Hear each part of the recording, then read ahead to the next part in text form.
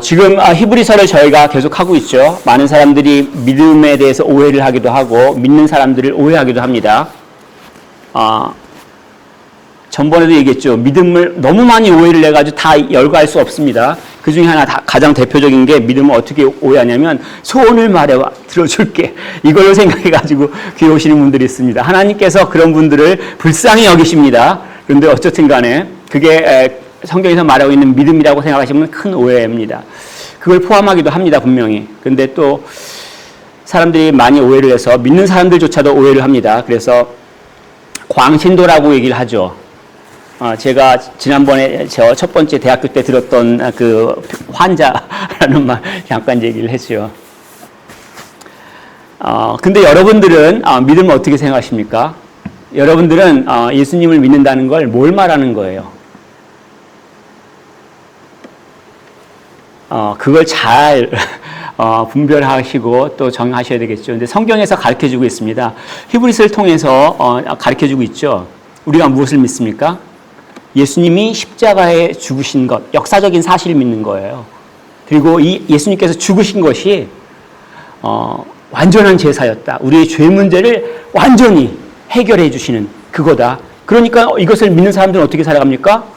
그로 인한 축복들을 누리는 거예요. 담대함을 누리고 평안을 누리고 기쁨 가운데 세상이 어찌 변하든지 상관이 없이 그걸 누리게 해주신다는 거예요. 하나님 나라 당연히 마지막 때 펼쳐지지만 지금 당장 내가 믿으면서도 그러한 기쁨 가운데 담대함 가운데 살아가는 축복을 주신다는 얘기예요. 안 믿겨지는 사랑을 위해서 히브리서 저자가 믿는 사람들 봐라 열거하기 시작하죠. 지난주부터 해서 오늘도 믿는 사람들을 쭉 열거했습니다. 오늘 설교 안에 이거 다 다룰 수가 없어요. 이 많은 사람들 어떻게 다룹니까? 딱 두 명만 제가 뽑아서 첫 번째 모세하고 아브라함을 먼저 잠깐만 얘기하겠습니다. 다른 사람들에 대해서 듣고 싶으면 다른 기회를 기다리십시오. 먼저 아브라함 같은 경우는 모든 믿는 자의 조상이다 라고 로마서에서 말하고 있잖아요. 그래서 누구든지 나는 한국 사람인데 아브라함을 조상이라고 말할 수 있는 건 믿기 때문에 공통 분모가 믿는 거예요. 에스닉이 아니라. 자, 그런데 우리가 믿음의 조상이라고 말할 수 있는 이 아브라함도 시험을 당한 적이 있어요. 고민 굉장히 많이 했다는 얘기예요. 어떤 시험을 당했냐면 본문에서 이삭을 제물로 드려라. 그런 말이 나옵니다. 17절에. 외아들이죠. 창세기 22장 2절에 이렇게 나옵니다. 내 사랑하는 독자 이삭을 데리고 그를 번제로 드리라. 인신제사 아니에요? Human sacrifice? 하나님이 그렇게 잔인해요?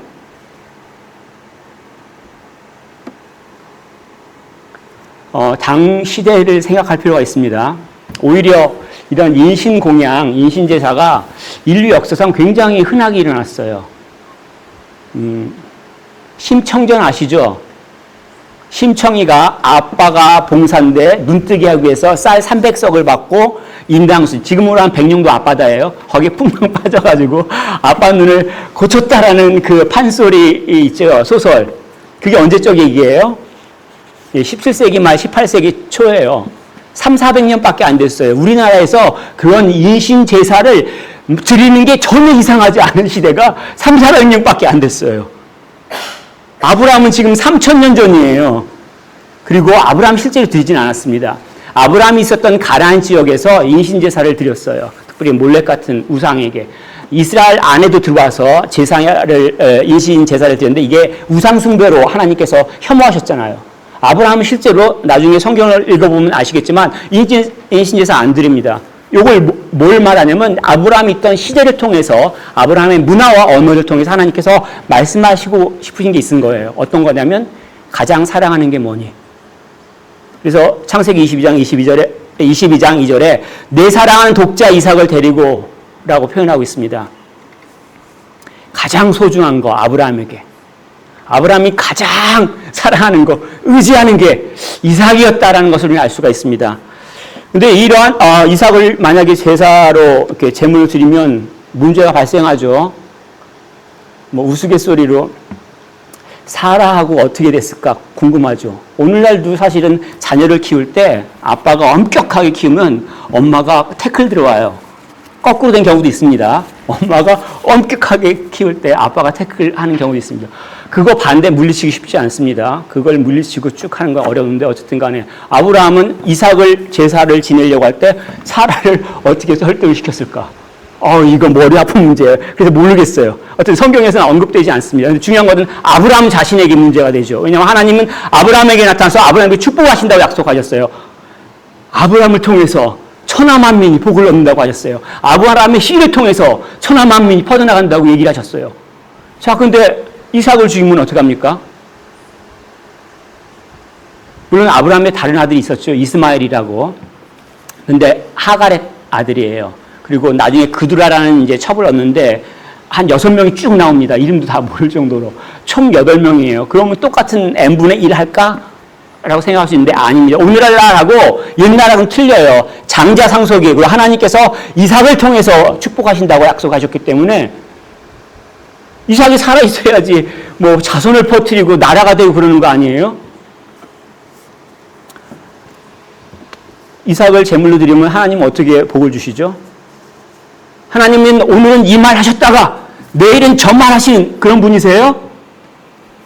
아브라함은 이 문제를 어떻게 풀었겠어요? 이 시험을. 이해가 안 가잖아요. 근데 19절에 감사하게도 설명을 하고 있습니다. 19절 우리 같이 한번 읽어볼까요? 그가 하나님이 능히 이삭을 죽은 자 가운데서 다시 살리실 줄로 생각한지라. 아멘. 자, 여기서 생각한다는 것을 이제 어떠한 걸 말하냐면 확신을 말해요. 논리적인 사고 끝에. 그래서 영어 NIV 같은 경우는 어떻게 번역하냐면 Abraham reasoned that God could raise the dead 이렇게 번역하고 있어요. 아브라함이 논리적으로 생각해가지고 나온 결론이 뭐냐면 하나님께서 죽은 자를 살리실 거라고 믿은 거예요. 왜냐하면 하나님은 신실하신 분이에요. 약속을 하셨으면 인간과 달리 지키시는 분이에요. 하나님은 능력의 하나님이에요. 말씀으로 세상을 만드신 분이에요. 그런데 이삭을 통해서 축복하신다고 말씀하시는데 이삭을 제물로 드리라고 하면 어떻게 할 거예요? 그래서 아브라함이 논리적인 사고 끝에 어떻게 생각하냐면 내가 죽여서 제물 드리면 하나님께서 다시 살리시겠지. 그걸 믿고 지금 드렸다는 얘기예요. 놀랍지 않아요? 믿음이 믿습니다 하고 그냥 막 머리 이렇게 들이대미는 그런 것만을 믿음이라고 말하지 않습니다. 믿음은 사실 이성의 영역을 포함하고 감성 영역을 포함하고 의지 영역을 아득히 포함한 정말 큰 세계예요. 아브라함이 이러한 믿음을 갖고 있다는 것을 우리가 발견할 수 있는 부분이 창세기도 있습니다. 창세기 22장 5절에 보면 이렇게 기록합니다. 아브라함이 종들하고 이삭하고 같이 이렇게 제사 지내려고 모리아 산으로 가는데 종들한테 너네 여기 기다리고 있어. 그리고 나서 한 말입니다. 내가 아이와 함께 저기 가서 예배하고 우리가 너희에게로 돌아오리라. 지금 하나님께서는 이삭을 제물로 드리라고 해서 지금 제물로 드리고 가는데 아브라함이 종들한테 뭐라고 하냐면 우리가 가서 예배드리고 우리가 다시 너한테 올게 라고 얘기하는 거예요. 아브라함의 믿음의 결과란 얘기예요. 사실 이건 아브라함이 이미 경험을 했습니다. 왜냐하면 하나님께서 아브라함을 축복하셨을 때 그 아브라함은 할아버지예요. 아이를 못 낳는 나이에. 그래서 그걸 어떻게 표현하냐면 12절에 보면 죽은 자와 같은 한 사람으로 말미암아 하늘의 허다한 별과 또 해변의 무수한 모래와 같은 많은 후손이 생육하느니라 이렇게 표현하고 있죠. 아브라함이 알았잖아요. 죽은 자와 같은 사람이에요. 근데 하나님이 이 죽은 자를 어떻게 해요? 약속을 하셔가지고 이루실 거라고요. 그걸 믿었다는 얘기예요. 내 생각이 기준이 아니란 얘기예요. 내 경험의 기준이 아니란 얘기예요. 내 능력이 기준이 아니란 얘기예요. 하나님의 기준이란 얘기예요.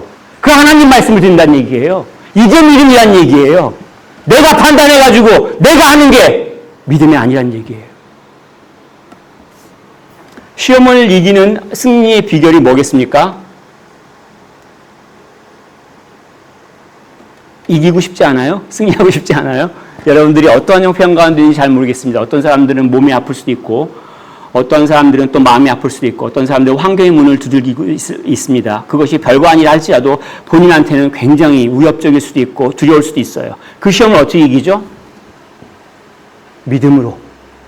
내 능력을 의지하는 게 아니라 내 경험을 의지하는 게 아니라 내가 처한 환경을 보는 게 아니라 하나님을 신뢰한다는 얘기예요. 그 하나님이 어떠한 분이신지, 그 하나님을 묵상하는 가운데 나오는 그 결론이 바로 내가 믿음이라는 얘기예요.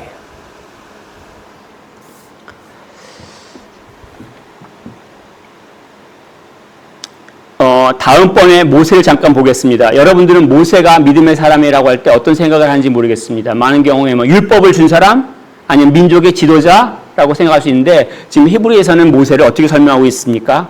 예, 편안한 삶을 포기하고 고난의 삶을 택한 사람이다. 믿음의 사람이야. 이렇게 얘기를 하고 있죠. 왜냐하면 24절에 보면은 믿음으로 모세는 장성하여 바로 공주의 아들이라 칭함받기를 거절하였다라고 이렇게 기록하고 있습니다. 모세는 자기 정체성을 이집트 왕자로 생각한 게 아니라 유대인으로 생각한 거예요. 그래서 출애굽기 2장에 보면은 사람을 죽여요. 이집트 사람을. 왜 죽이냐면 이집트 사람이 유대인을 강제로 노동을 시키는데 일 못해 채찍을 때리는 걸, 아니 처단가 했을 거예요. 그러니까 그걸 보고 이 모세가 못 참고 가서 그 이집트 사람을 때려 죽였어요. 이게 우발적인 살인이라고 볼 수 없어요. 왜냐하면 이 장면을 뭐라고 기록하고 있냐면 모세가 자기 형제가 맞는 것을 이렇게 기록하고 있어요. 모세는 이집트 왕자이지만 히브리 사람이 지금 강제 노동하고 있고 매맞고 있는 것을 보고 자기 형제가 매맞고 있다라고 판단하고 있는 거예요. 이건 어렸을 때 자라면서 이집트 왕자로 왕국에서 자랐지만 엄마가 유목으로 돼가지고 이집트 교육이 아니라 바로 유대인 교육을 받았다는 얘기죠. 하나님을, 또 하나님의 약속을 배웠다는 얘기예요. 거기서 멈추지 않고 이 모세가 즐거움보다 고난을 택하죠. 왕자로서 살면 얼마나 폼나겠어요. 말 타고 다니고 마차 타고 다니고 여봐라 하면 예이 하고 막 쫄쫄쫄 와가지고 나 이거 먹고 싶어 그러면 다 가져오고 뭐 저거 먹고 싶으면 다 갖다 주고 놀고 먹고 더 이상 좋은 게 어디 있어요? 그렇게 그렇게 생각하시나요? 최고 아니에요? 근데 25절에 더 좋아한다라고 하는 이 표현이 뭐냐면 택했다는 얘기예요. 두 가지 중에서 하나를 택했다는 얘기예요. 그래서 영어 성경은 대부분 이것을 chose라고 번역을 합니다. choosing이라고 표현합니다. choosing rather something 이렇게 번역을 합니다. 그러니까 내가 다른 것도 있고 다른 것도 있지만 난 이걸 택했어. 나는 편하게 살아갈 수 있지만 내가 고난을 택했어. 이게 모세의 결정이라는 얘기예요. 왜 고난을 택하죠? 이스라엘 백성이 고난받고 있으니까. 이해할 수가 없죠. 이스라엘 백성이 고난받고 매맞고 있는데 왜 나도 왕자인데 그걸 포기하고 고난받아요? 자기는 이스라엘 사람이에요. 자기는 하나님을 믿는 거예요. 그래서 26절에 이 고난을 뭐라고 표현하냐면 그리스도를 위하여 받는 수모라고 묘사하고 있어요. 무슨 얘기냐면 모세가 왕자로서 삶을 버려버리고 이집트 사람들과 같이 흙구덩이에서 뒤둥키고 광야에서 살고 그런 삶들을 그리스도를 위해 받는 수모라고 얘기를 하는 거예요. 이건 얼핏 보면 이해하기가 힘든데 구약을 보는 사람들은, 이해하는 사람들은 이해할 수 있습니다. 뭐냐면 이사야서를 통해서 하나님이 뭐라고 예언하셨냐면 이사야 63장 9절에 그들의 모든 환난에 동참하사라는 표현을 했고 설명을 뭐라고 하고 있냐면 하나님께서 메시아를 보내주실 것인데 구원자를 보내주실 건데 그 구원자가 하나님의 백성과 함께 모든 고난을 받으실 것이다 라고 예언했어요. 나중에 예수님께서 오셔서 어떻게 해요? 인간으로서 성육신 되고 인간으로서 자라면서 나중에 십자가의 고난을 받으셨잖아요. 그리스도로서 그 받은 고난이 왜 받으셨냐면 당신의 백성을 위해서 받으신 거예요. 그럼 하나님의 백성을 위해서, 하나님의 사람들을 위해서 내가 고난받으면 누구를 위하는 거예요? 그리스도를 위한 거란 얘기예요. 그래서 이 과정을 지금 구약을 알고 있다라고 전제해서 간략하게 그리스도를 위한 수모라고 표현하고 있는 거죠. 하나님을 믿기 때문에 그렇죠. 그래서 26절에는 상주심을 바라봄이라고 얘기합니다. 27절에 보면 무서워하지 않고 세상의 왕을 무서워하지 않고 또 참고 여기에 대한 기준이 하나님이에요. 고난을 왜 택해요? 내가 놀고 먹고 그게 제일 좋아라고 하는 사람들은 이해가 안 돼요. 이해할 수가 없죠. 내가 제일 편한 게 제일 좋은 건데 왜 내가 고난을 당해요? 내 왕자로서 살아가는 게 좋은데 왜 살인자로서 도망자로서 다닙니까? 왜 내가 세상의 왕, 이집트 왕을 두려워하지 않아요? 내가 왜 참아야 돼요? 하나님 때문에 그렇죠. 보이지 않는 일을 위해서. 그분 앞에 살아가는 거예요. 모세가 하나님 앞에서 살아가기 때문에 세상에 그러한 것들이 눈에 안 들어왔다는 얘기예요. 오히려 세상의 왕자로서 살아가는 것이 하나님 앞에 죄악임을 깨닫게 되는 거예요. 혹시 우리 가운데 몰래 사과 훔쳐먹으면서 맛있어 이러시는 분 있나요? 하나님으로부터 굉장히 멀다라는 것을 확신하셔야 됩니다. 절대 그럴 수 없어요. 하나님을 믿는 자들은 그러한 죄 가운데 사는 것들을 혐오하고 하나님을 향해서 결정하기를 원해요. 이게 믿는 자예요. 믿음의 삶이에요.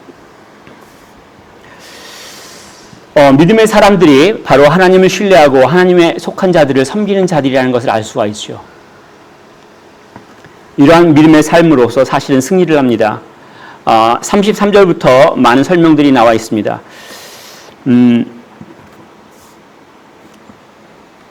이스라엘이 언제 가장 전성기였냐면 솔로몬 왕 때 전성기였죠. 그래서 솔로몬 왕의 전성기를 열왕기상 4장 20절, 21절 이렇게 묘사하는데 유다와 이스라엘의 인구가 바닷가에 모래같이 많게 되며 하나님께서 아브라함을 통해서 약속하셨던 것이 최소한 솔로몬 때는 이루어졌어요. 솔로몬 시대 사람들이 인정했어요. 우리 이스라엘 사람들이 이렇게 많어. 그리고 그 땅이 애굽부터 메소포타미아까지 다스리며 조공을 받았어요. 솔로몬 왕 때. 잘 나갔다는 얘기예요. 자, 근데 이게 어느 하루아침에 이루어진 게 아니에요. 처음에 이스라엘 백성들이 애굽에서 탈출해서 가나안 땅을 보고 어떤 생각을 했습니까? 안악자손들을 보고 그 장대한 사람들을 보고 우리 메뚜기 같아요. 우리 별일 없어요. 그래가지고 40년을 돌았잖아요. 자, 40년 후에 돌아왔어요. 안악자손이 갑자기 키가 작아졌습니까? 아니면 이스라엘 사람들이 키가 2배가 됐어요? 아니잖아요. 똑같이 안악자손은 이렇게 커요. 블레셋에 있는 골리앗처럼. 이스라엘 사람들 뭐가 바뀌었어요? 믿음이 있다는 거죠. 그 40년의 세월 동안에, 연단 동안에 무엇을 갖게 되냐면 믿음을 갖게 된 거예요. 앞에 보는 환경을 보는 게 아니라 하나님이 하신 말씀을 내가 믿는다는 얘기예요. 이 믿음을 갖기 위해서 40년 동안 고난을 당했다는 얘기예요. 좀 줄이면 좋지 않겠습니까? 개인적으로 저는 좀 줄였으면 좋겠어요. 하나님, 고난의 시간을 좀 줄였으면 좋겠습니다. 근데 믿음이 문제죠. 다니엘의 경우는 어떻습니까? 사자 굴 속에 떨어졌죠. 우리 집 앞에 여우가 나타나도 긴장합니다, 저는. 왜냐하면 여우가 겁을 안 먹어요. 그래서 빗자루 들고 이렇게 때려도 여우가 거리를 유지하고 약 올려요. 얼마나 진짜 그 달고 다른지 몰라요. 딱 내가 쫓아가지 못할 정도의 거리만도 거기서 알짱알짱 다닙니다. 그래서 며칠 전에 하도 열받아가지고 빗자루를 던진 적이 있는데 그 정도 크기도 사실은 위협적인데 사자가 몇 마리가 있고 동물 속에 뚝 떨어진 상태예요. 어쩔 거예요? 뭘로 버틸 겁니까? 혹시 자기 눈 가리고 땅에다 숙이고 있습니까? 예, 믿음이죠. 하나님께 속한 자는 하나님께서 지키신다고 하는 그 믿음이죠. 다니엘의 세 친구 사드락과 메삭과 아벳느고의 경우도 마찬가지입니다. 34절에 보면 불의 세력을 멸하기도 하며 라는 표현이 있는데 이 사람들이 풀무불 들어갔다 나왔어요. 어떤 일이 발생했어요? 사람들이 놀랐어요. 왜냐하면 탄내도 안 나. 바베큐 할 때 알죠? 옆에서 고기만 구워도 냄새가 배는데 탄내도 안 나요. 그래서 사람들이 놀라서 이걸 기록으로 남겨놨습니다. 중요한 건 오늘날 우리죠. 오늘날 우리가 매일같이 살아가면서 시험 가운데, 영적인 도전 가운데, 위협 가운데, 실망하는 일이 있는 가운데 어떻게 승리하시겠습니까?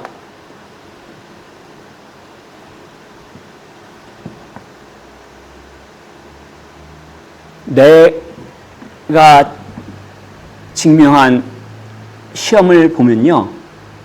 겁먹어요. 당연히 겁먹습니다. 왜? 나보다 키 크니까, 힘세니까. 그럼 도망가나요? 그러면요. 장담하건대 40년을 다 돌고 돌아서 다시 서게 될 거예요. 믿음으로 승리하는 것을 가르쳐주고 있죠. 우리 신앙의 선배들이 믿음으로 승리했다는 것을 말하고 있습니다. 도망가지 마세요. 전쟁 때 언제 가장 많이 죽는 줄 아세요? 도망갈 때. 대열이 무너져서 도망갈 때, 등을 보일 때 가장 많이 죽습니다. 하나님의 신실하심과 하나님의 인자하심과 하나님의 능력을 믿는 게 필요해요. 하나님의 말씀을 의지하는 게 필요해요. 그로 인해서 달라지는 것들을 하나님께서 당신의 자녀들이 살아나기를 원하는 거예요. 그 기쁨을 맛보기를 원하시는 거예요. 그 평안을 맛보기를 원하시는 거예요. 그 승리감, 이야! 해냈구나! 하는 것을 맛보기를 원하는 거예요. 우리가 모두 맛보기를 원합니다. 싫어요? 이럴 때 아멘 합니다. 물론 믿음으로 살아갈 때 핍박이 있습니다. 승리함에도 불구하고 때로는 위협이 있고 또 고문도 있고 투옥도 있고 그리고 그런 것이 없는 상황에 대해서 가난이 있을 수가 있고요. 주변에서 조롱을 받았기도 합니다. 지금 35절부터 37절까지 쭉 있는데 사실 구약이 일어난 일들을 지금 묘사하고 있습니다. 에레미야 선지자 같은 경우에는 하나님의 그 말씀을 전했잖아요. 근데 이스라엘 사람들이 듣기 싫대요. 그래서 끌고 자기들이 이집트로 도망가는데 거기까지 데려가서 거기서 돌로 쳐 죽였어요. 스가랴 선지자 같은 경우에는 어디서 죽었냐면 성전에서 죽었어요. 성전뜰, 하나님께 예배를 드리는 곳. 그 뜰에서 사람들이 너 말 듣기 싫어. 하나님의 말씀 네가 왜 전해? 그래서 성전뜰에서 사람들이 돌로 쳐서 죽였어요. 그리고 이사야 선지자 같은 경우에는 전승에 의하면 므낫세 왕 때라고 알려져 있죠. 통나무에다 집어넣고 톱으로 썰어서 죽였죠. 그리고 37절에 보면 양과 염소의 가죽옷을 입었다는 얘기 뭐냐면 경제적으로 궁핍한 삶을 살았다는 얘기예요. 도망 다니느라고. 세상이 기본적으로 하나님을 거부하기 때문에 그렇습니다. 하나님께서 선지자를 보내시고 품으려고 해도 싫은 거예요. 난 내 마음대로 살아.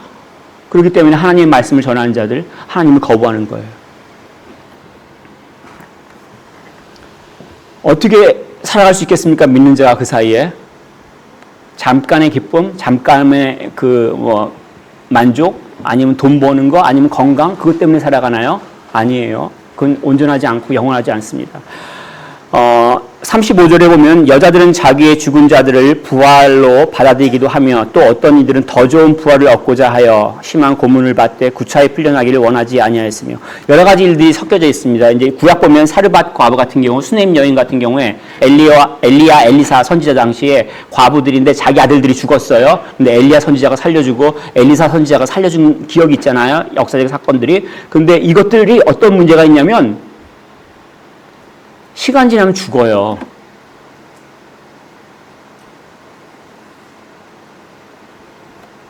수넴 여인 아들 죽었어요.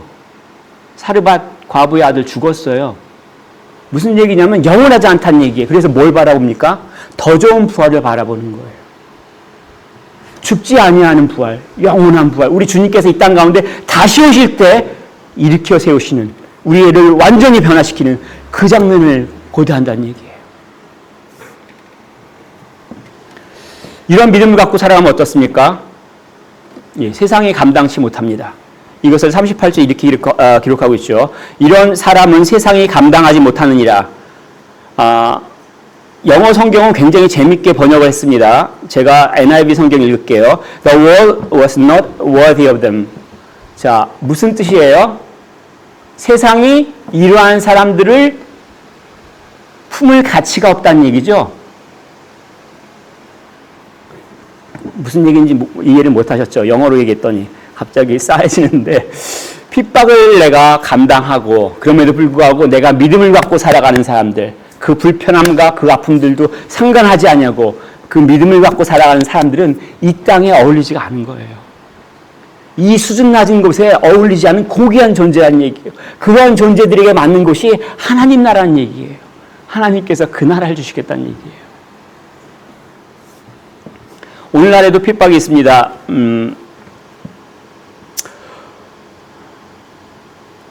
2007년에 터키 말라티아 그 순교 사건 혹시 기억하는지 모르겠습니다.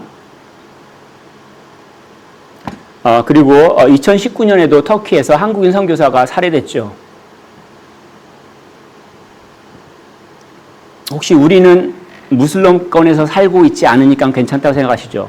저도 그렇게 생각합니다. 설마 우리 영국에서 사는데 누가 칼 들고 와서 너 예수 믿기 때문에 죽여 이러진 않아요. 이 나라는 최소한 선진국에서는. 그리고 핍박이나 믿음 때문에 고난을 당하지 않습니까? 조롱을 하죠. 야, 적당히 믿어. 너 그렇게 믿으면 퍼네틱이야. 누가 그래요? 주변에서 그렇죠. 가까운 사람들이. 그리고 유혹되는 게 너무 많아요. 인생이 재밌는 게 많거든요.